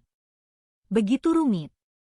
Aku ingin sekali memberitahu kalian berdua betapa bangganya aku kepada kalian, berapa banyak dewa-dewa yang berutang kepada kalian tunggu, kata Sadi. Dia berderap sampai ke singgasana. Amit menggeram kepadanya, tetapi Sadie balas menggeram, yang membuat monster itu bingung dan terdiam. Kau ini makhluk apa? Tanyanya. Ayahku? Osiris? Apa kau bahkan hidup? Ayah menatap Anubis. Apa yang ku bilang tentang dia? Lebih ganas dari Amit, kan? Kau tidak perlu memberitahuku. Wajah Anubis semuram kuburan. Aku telah belajar untuk takut kepada lidah tajam itu. Sadie tampak marah. Maaf. Menjawab pertanyaanmu, kata ayah, aku adalah Osiris sekaligus Julius Cain. Aku hidup dan mati, meskipun istilah daur ulang mungkin lebih mendekati kebenaran. Osiris adalah dewa orang mati, dan dewa pemberi kehidupan baru. Untuk mengembalikan Osiris ke singgasananya kau harus mati, kataku. Kau tahu ini akan mengarah ke situ. Kau sengaja menjadi tubuh perantara Osiris karena tahu kau akan mati. Aku gemetar karena marah. Aku tidak menyadari betapa kuat perasaanku tentang hal itu, tetapi aku tidak bisa percaya apa yang telah dilakukan ayahku. Inikah yang kau maksud dengan memperbaiki segalanya? Ekspresi ayahku tidak berubah. Dia masih menatapku dengan bangga dan sukacita yang buta, seolah semua yang kulakukan membuatnya senang bahkan teriakanku. Itu menyebalkan. Aku merindukanmu, Charter, katanya. Aku tidak bisa memberitahumu seberapa dalam. Tapi, kita membuat pilihan yang tepat. Kita semua melakukannya. Kalau kau menyelamatkanku di dunia atas, kami akan kehilangan segalanya.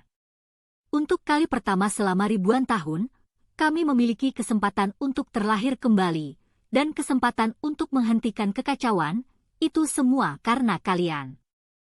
Pasti ada cara lain, kataku. Kau bisa berjuang sebagai manusia biasa, tanpa Charter. Ketika Osiris hidup, dia adalah seorang raja besar. Tapi, ketika dia meninggal dia menjadi 1000 kali lebih kuat, kataku, mengingat kisah yang dulu pernah ayah ceritakan kepadaku. Ayahku mengangguk. Duat adalah dasar untuk dunia nyata. Kalau ada kekacauan di sini, efeknya pasti akan terasa di dunia atas.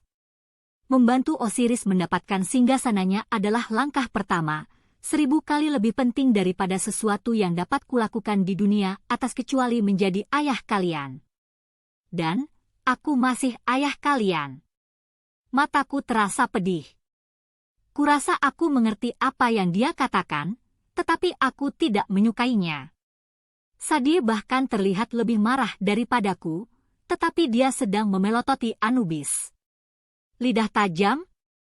Tuntutnya. Ayah berdeham. Anak-anak, ada alasan lain aku membuat pilihanku, seperti yang mungkin sudah kalian duga. Dia mengangkat tangannya, dan seorang wanita dengan gaun hitam muncul di sampingnya.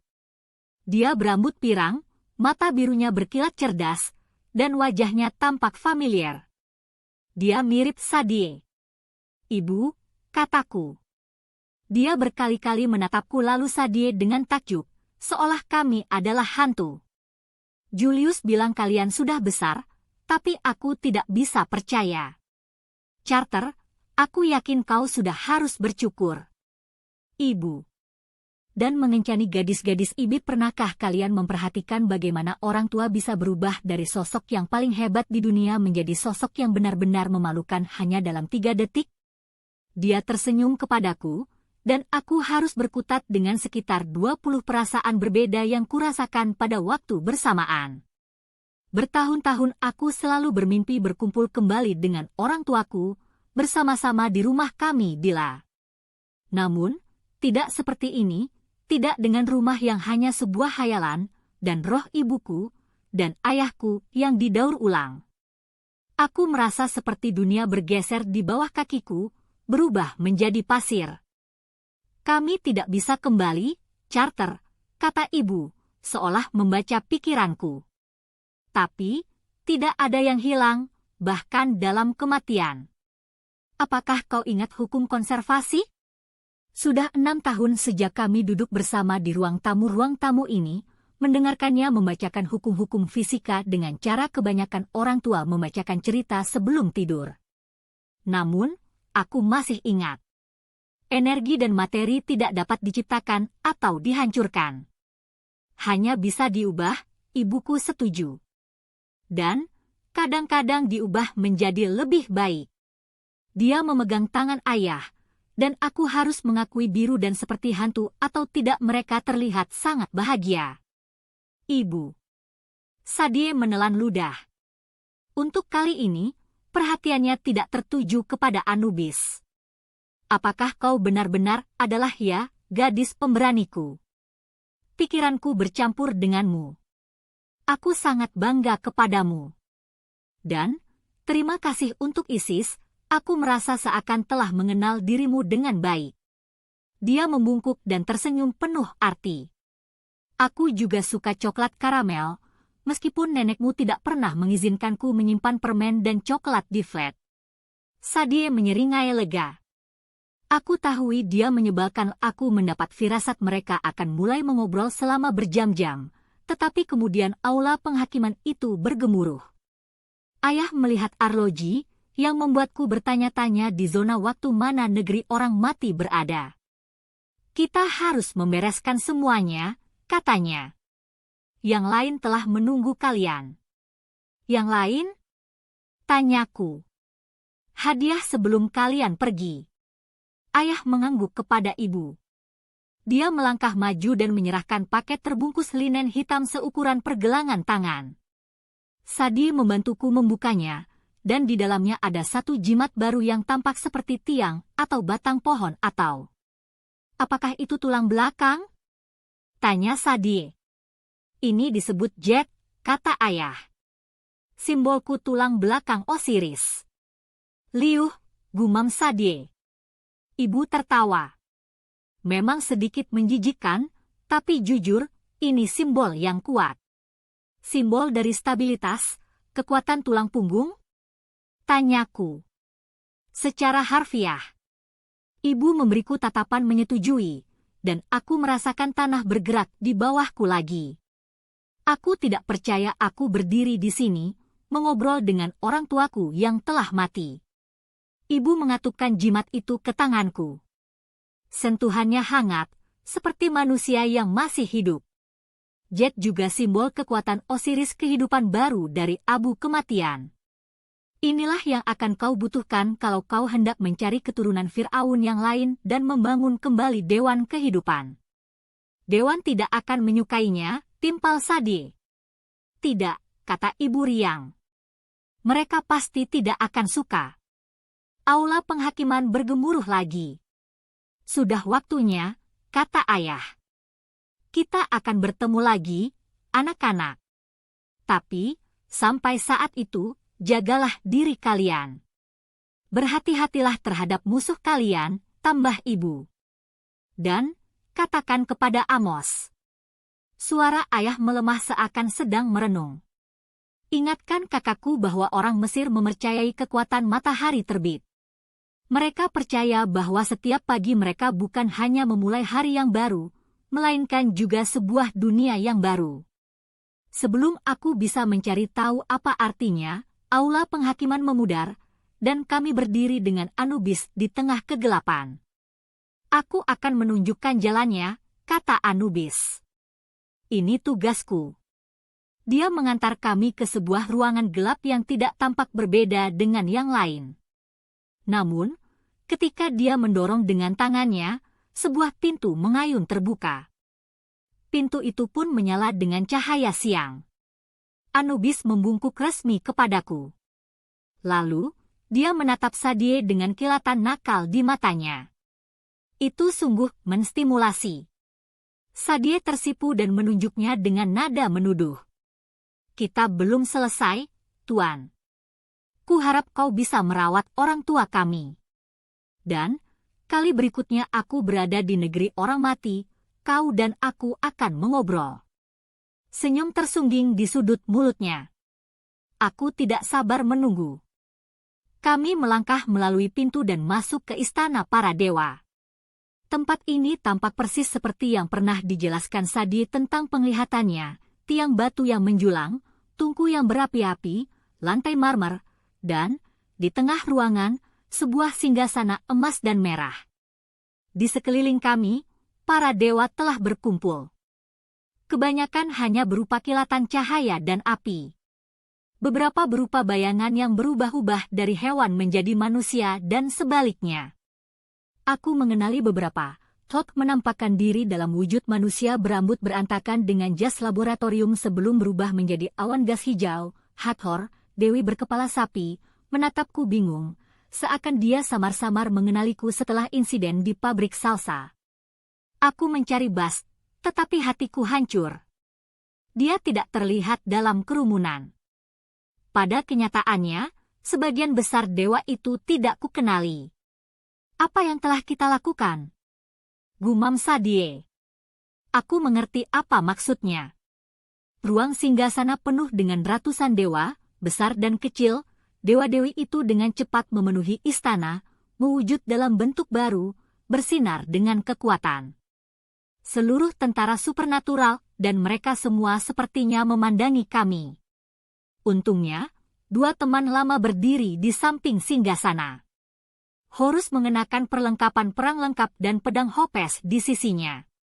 Matanya satu emas, satu perak yang berhias celak, sama tajamnya seperti sebelumnya.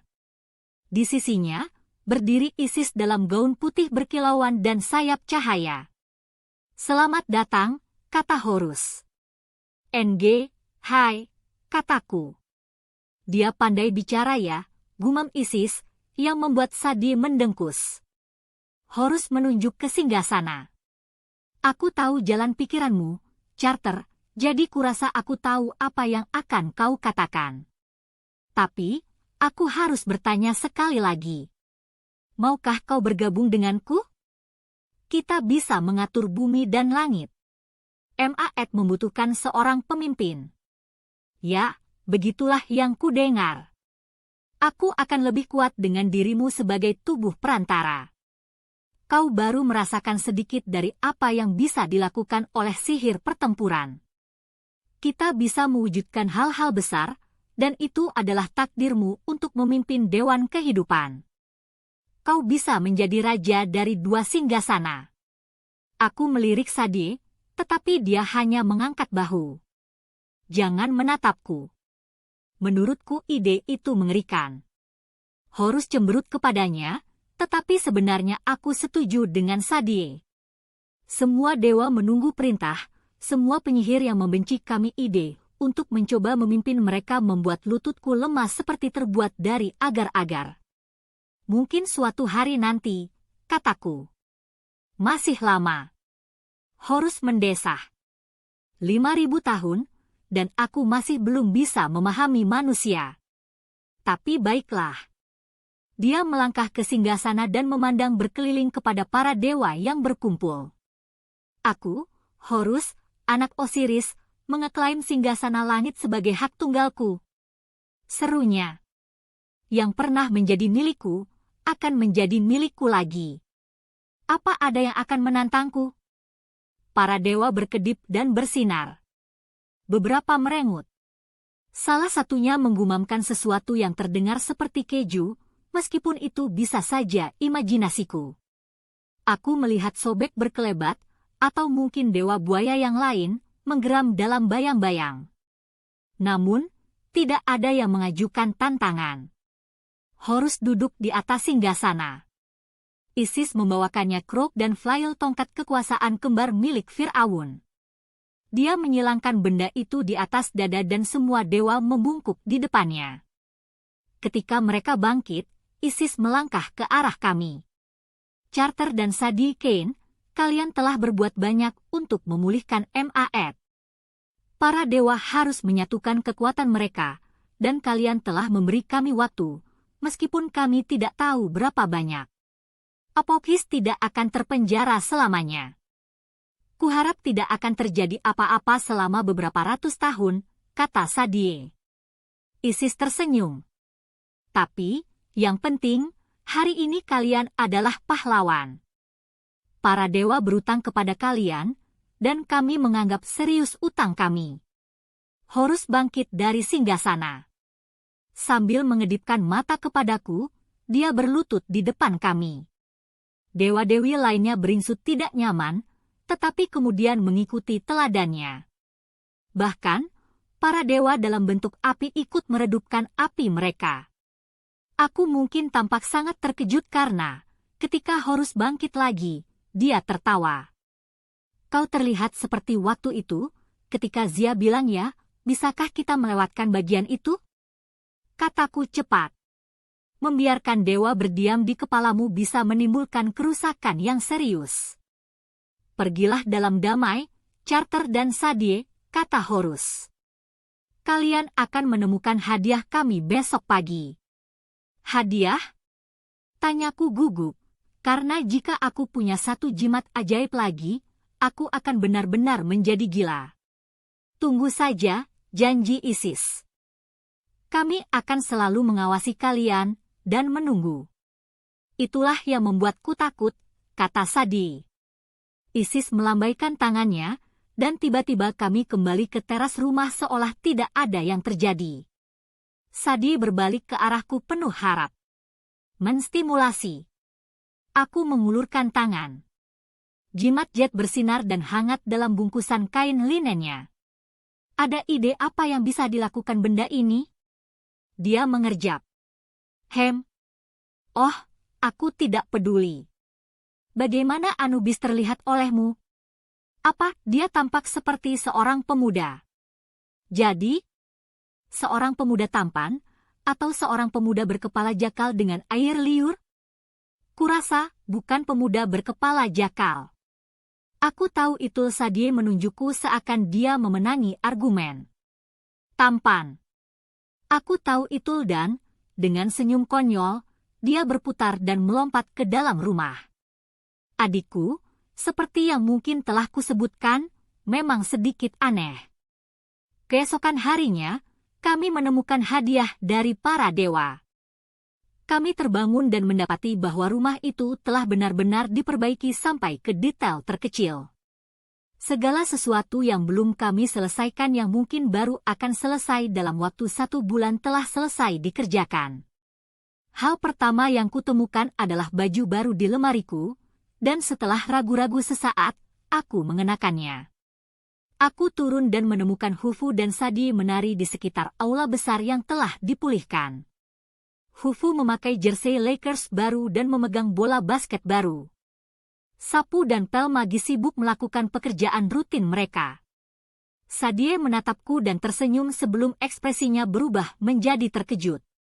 Charter, apa-apa yang kau kenakan? Aku menuruni tangga, bahkan merasa lebih percaya diri. Lemari itu telah menawarkan beberapa pilihan pakaian bagiku pagi ini, bukan hanya jubah linenku. Pakaian tuaku juga ada, baru dibersihkan kemeja lengan panjang, celana panjang kaki yang kaku, pantofel. Namun, ada juga pilihan ketiga, dan aku mengambilnya, sepatu reebok, celana jeans, kaos, dan sebuah hoodie. Ini, NG, katun semua, kataku. Baik untuk sihir. Ayah mungkin akan berpikir aku terlihat seperti gangster. Kupikir Sadie pasti akan menggodaku dan aku bersiap untuk melawannya. Dia meneliti setiap detail pakaianku. Kemudian, dia tertawa dengan kegembiraan yang sempurna. Ini brilian, Carter. Kau tampak hampir seperti remaja biasa dan ayah akan berpikir. Dia menarik tudung jaket menutupi kepalaku. Ayah akan berpikir kau terlihat seperti penyihir yang kompeten, karena itulah dirimu sekarang. Sekarang, ayolah. Sarapan menunggu di teras. Kami baru sampai ketika Amos keluar, dan pilihan pakaiannya bahkan lebih mengejutkan daripada aku. Dia mengenakan jas baru berwarna coklat dengan mantel dan fedora yang serasi. Sepatunya disemir, kacamata bundarnya dipoles, rambutnya baru dijalin dengan manik-manik kuning. Sadie dan aku menatapnya. Apa? Desaknya. Tidak apa-apa, kata kami berbarengan.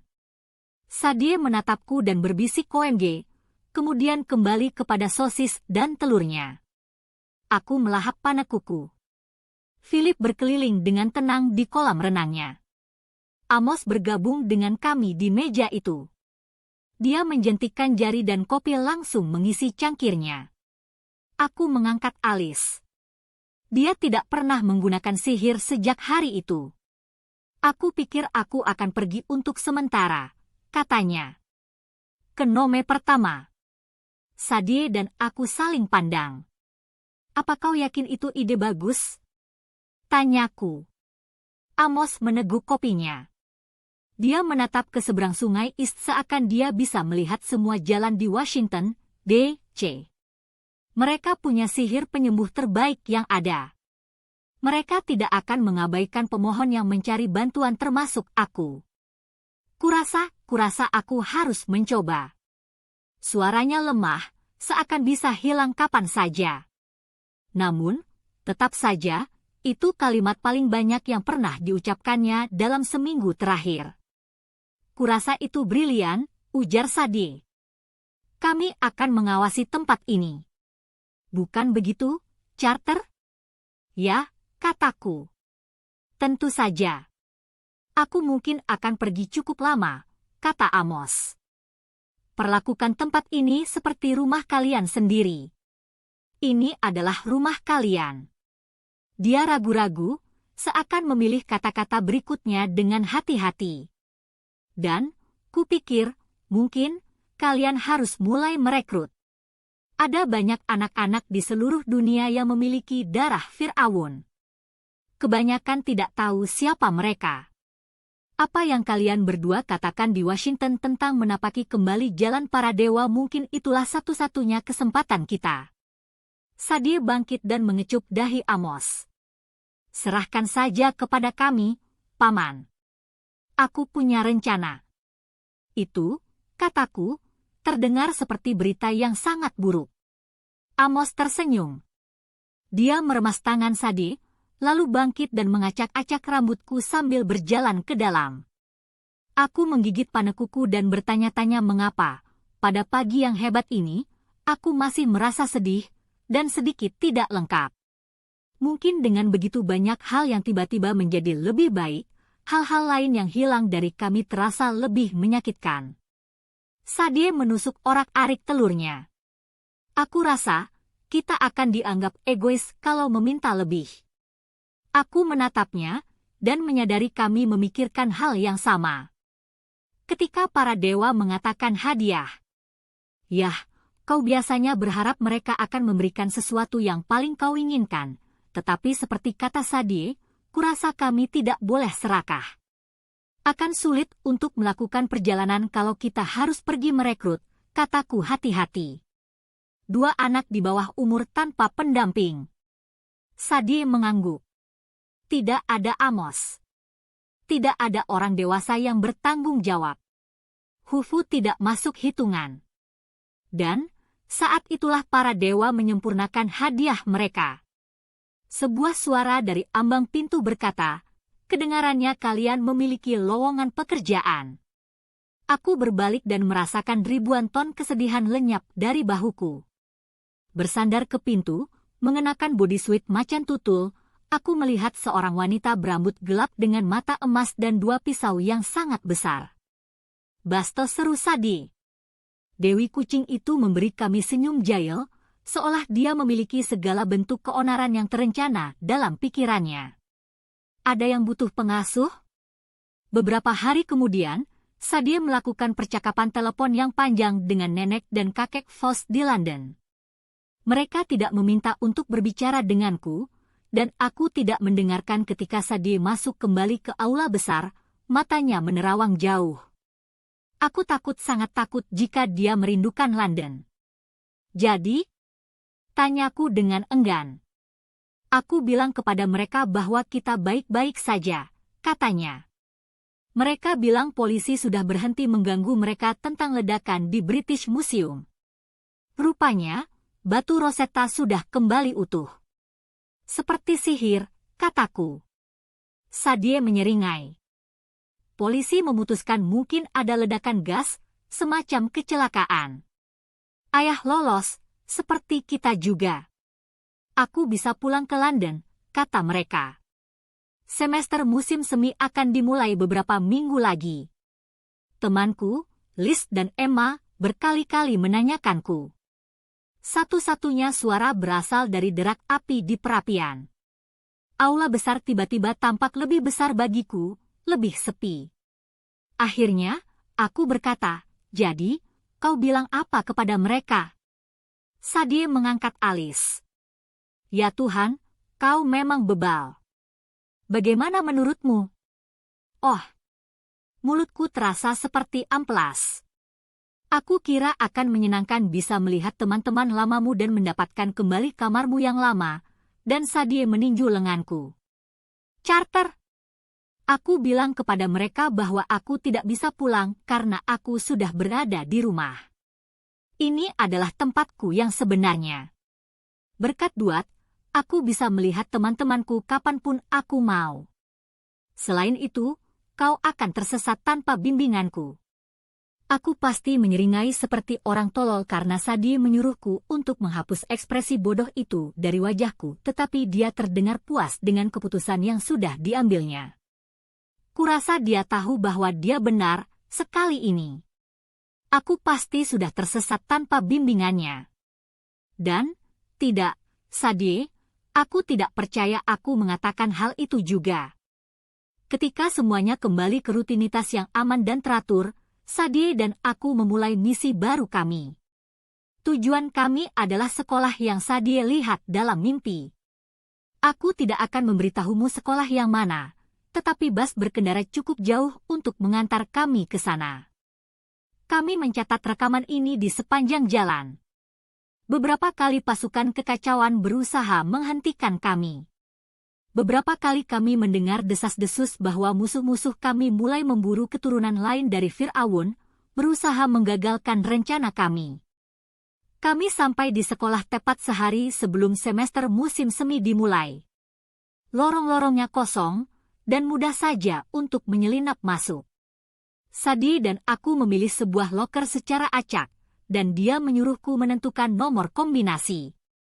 Aku memanggil beberapa sihir dan menentukan angka-angkanya, 13, 32, 33. Hei, mengapa pusing-pusing mencari nomor kombinasi yang lebih baik? Sadie mengucapkan mantra itu dan loker mulai menyala. Kemudian, dia meletakkan paket di dalamnya dan menutup pintu. Apa kau yakin tentang hal ini? Tanyaku. Dia mengangguk. Loker ini sebagian ada di Duat. Jimat itu akan tersimpan dengan aman sampai orang yang tepat membukanya. Tapi, kalau Jet jatuh ke tangan yang salah tidak akan, janjinya. Keturunan Fir'aun sangat kuat. Tidak sembarang anak bisa menemukan jimat tersebut.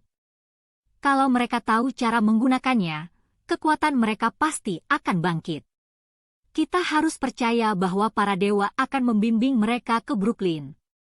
Kita tidak tahu bagaimana cara melatih mereka, bantahku.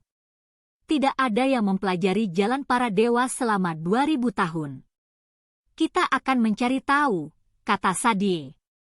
Harus. Kecuali Apophis menyerang kita lebih dulu, kataku. Atau Desjardins dan Dewan Kehidupan. Atau Set mengingkari kata-katanya. atau 1000 hal lain yang salah. Ya, kata Sadi sambil tersenyum. Menyenangkan, ya? Kami mengunci loker dan berjalan pergi. Kini, kami kembali ke Nome ke-21 di Brooklyn. Kami akan mengirimkan rekaman ini kepada beberapa orang yang dipilih dengan cermat dan melihat apakah cerita ini akan diterbitkan. Sadie mempercayai takdir. Jika cerita ini jatuh ke tanganmu, mungkin ada alasannya. Carilah Jet. Tak perlu banyak usaha untuk membangkitkan kekuatanmu. Kemudian, yang harus kau lakukan adalah belajar untuk menggunakan kekuatan itu dan tetap hidup. Seperti yang telah kukatakan di awal, cerita keseluruhannya belum selesai. Orang tua kami berjanji untuk menemui kami lagi, jadi aku tahu cepat atau lambat kami harus kembali ke negeri orang mati, yang kupikir bukan masalah bagi Sadie, asalkan ada Anubis. Zia ada di luar sana, di suatu tempat Zia yang sebenarnya. Aku berniat untuk menemukannya. Di atas itu semua, kekacauan sudah bangkit. Apokris akan semakin kuat. Yang berarti kita harus menyatukan kekuatan juga para dewa dan manusia, bersatu seperti pada zaman kuno. Ini satu-satunya cara agar dunia tidak hancur.